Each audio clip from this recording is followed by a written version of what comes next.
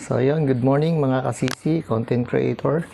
So gagawa ako ngayon ng sinantulan. So itong ating mga sangkap. Siyempre ang ating santol na pinigana natin. Then bagoong alamang. Kaya nagbinisang alamang. Siyempre gata. Then konting baboy, luya, sibuyas, bawang, sili, nor cube, saka paminta. So, start na tayo magluto. So, nagpainit na ako ng kawali. Lagyan natin konting oil. So, lagyan na natin ang sibuyas. Sama-samahin na natin bawang, saka luya. Ayan guys. So, kanya-kanyang style lang yan. Pagluluto, kung ano yung gusto nyong style, yun ang gawin nyo. So, wala tayong dapat sundin kasi sarili nating kusina, sarili nating sangkap, sarili nating luto. So, ayan, pagka bumango na yung bawang, sibuyas, lagyan na natin ang ating karne, baboy. Ayan.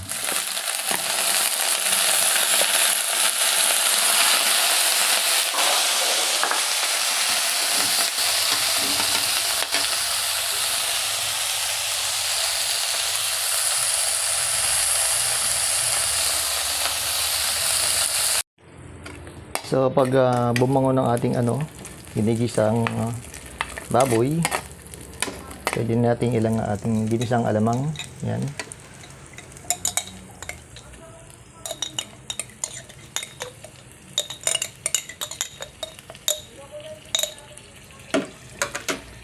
Guys.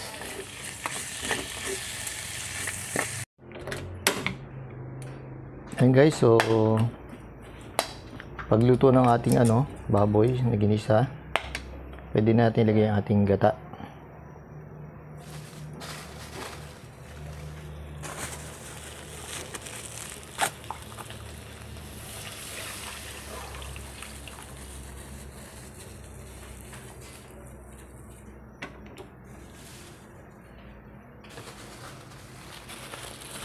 So, mas maraming gata, mas masarap yan.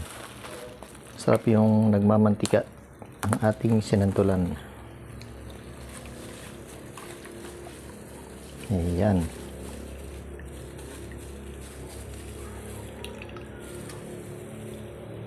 So, bali dalawang nyug yan. Yung pinakayod. Ayan. Then, antayin lang natin siyang kumulo. Saka natin ilalagay yung ating sinantulan. Ayan guys, so kumukulo na siya. Ilagay na natin yung ating santol. Ayan. So, importante guys sa santol, pipigayin nyo siya para mamawala yung asim. Pipigayin nyo mga 3 beses sa tubig na may asin. Ayan. So, ganyang stage, pwede natin ilagay ang ating nor cubes.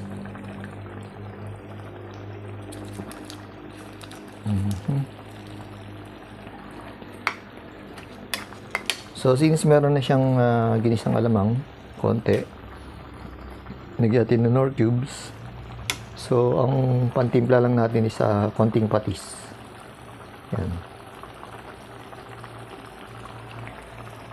Yan, okay na yan. Tapos, lagyan na natin ating minta.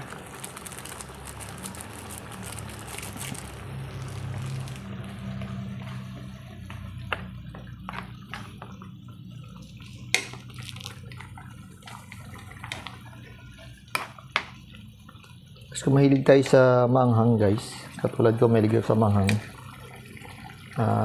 dalawang lalagay kong sili. Meron akong siling pansigang, meron akong siling labuyo.